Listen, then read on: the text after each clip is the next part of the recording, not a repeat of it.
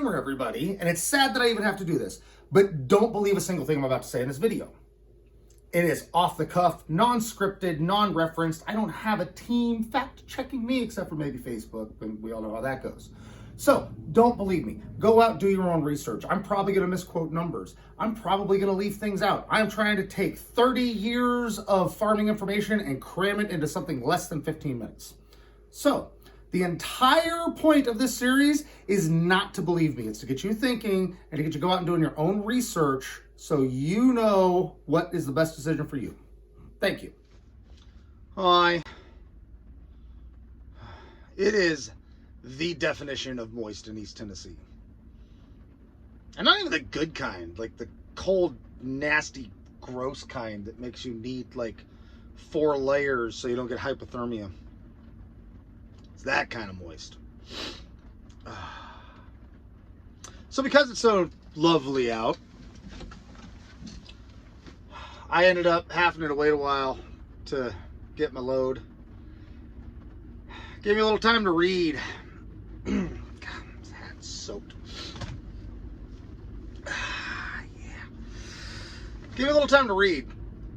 And one of the articles that came up was a farm's claims of carbon sequestration and all their regenerative practices and why they're so awesome.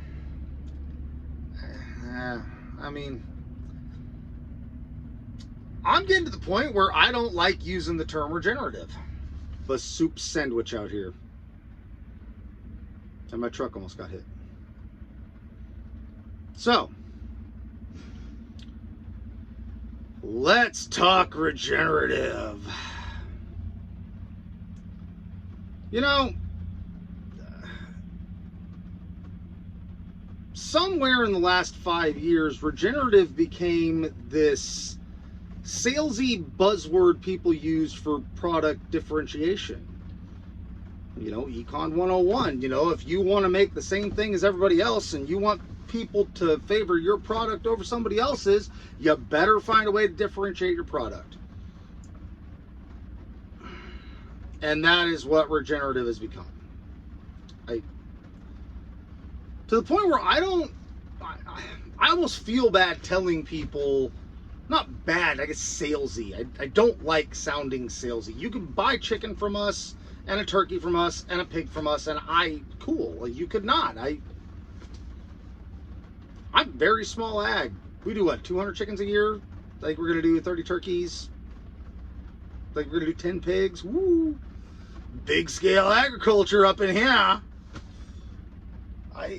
Because I don't want to take part in the massive commodity system. Like, yeah, I can make a lot more money doing it, and yeah, but then you start getting into being salesy.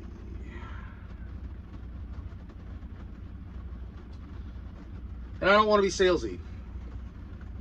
Like, I want you to come out to the farm, visit our place, and see how we do things, and say, yeah, cool, I like how you do stuff. I'll eat your food.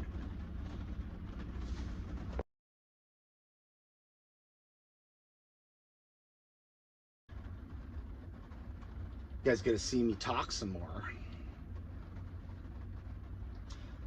But I was sitting here reading an article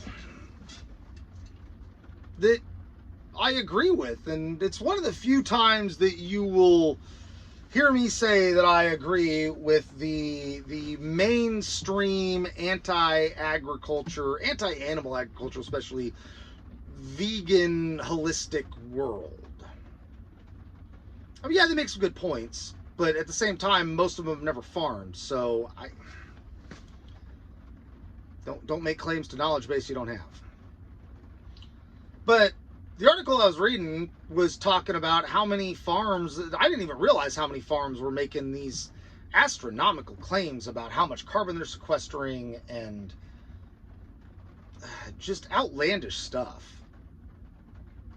I mean, look, let's figure out what regenerative is first. So for us, if you're one of our customers, thank you.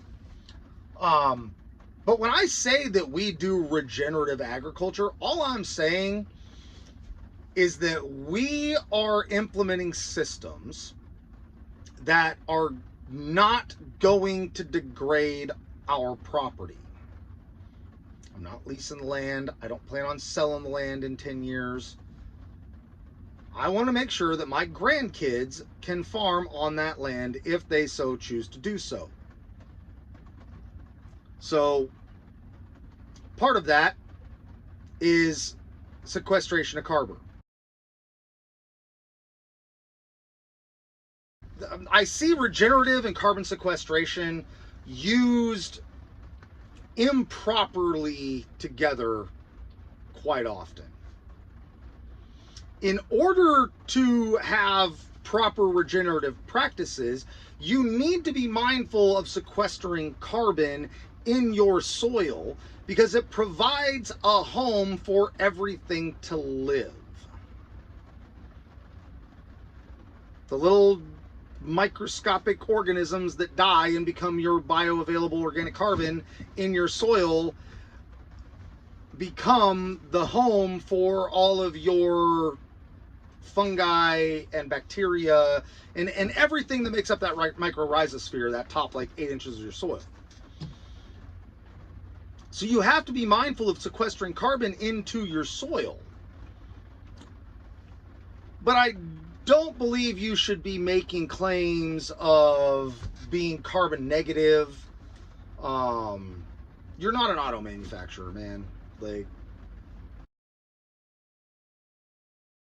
not making any major claims of how many cubic meters of liters or whatever people or whatever label people are wanting to hang on how good they are as a farmer because they're sequestering X amount of carbon. And yeah,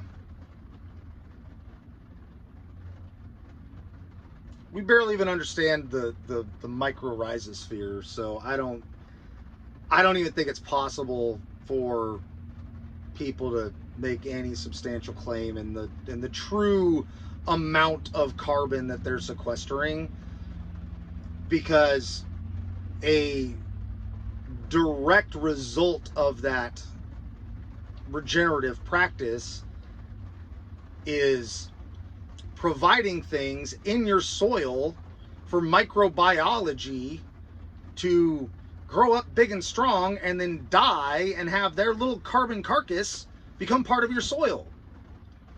That is the carbon cycle.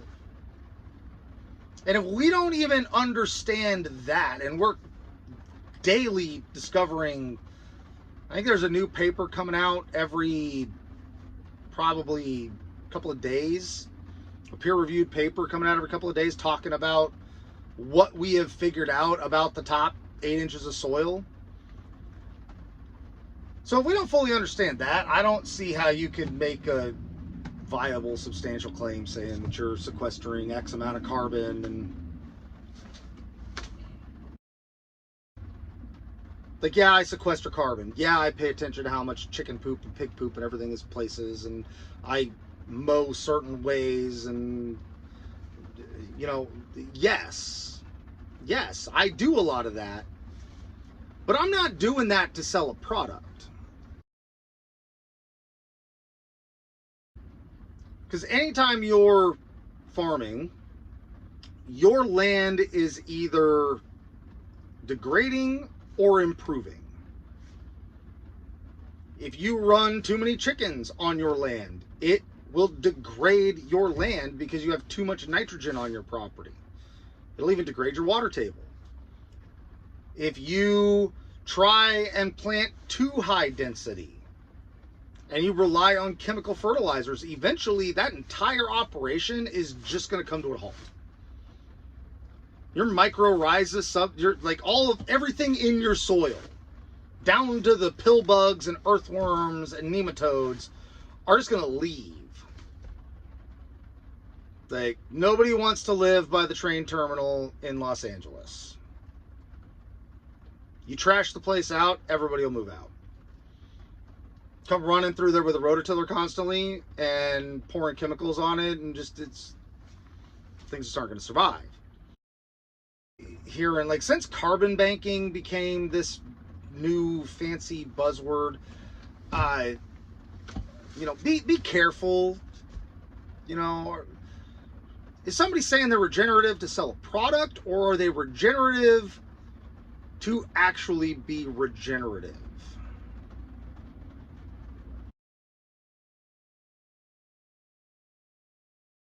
So just, you know, be mindful, be careful, do your due diligence, do your research. Don't believe me. Look, if you are the kind of guy that believes some fat truck driving farmer that makes too many mouth noises and doesn't trim his nose hairs on YouTube,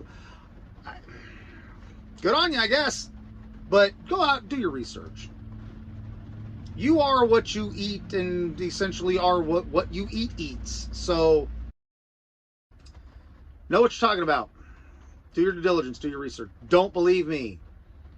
Go look up regenerative, because it's getting to the point where it's becoming like organic and grass-fed and all of these other terms that somebody figured out that they can put it on their labeling and sell you something. There is money to be made off of differentiating themselves by saying they do regenerative. So, I don't like it. Anyway, hope you guys enjoyed. Now that I've stopped dripping water all over the cab of my semi-truck, I'm gonna hit the road. Have a good day.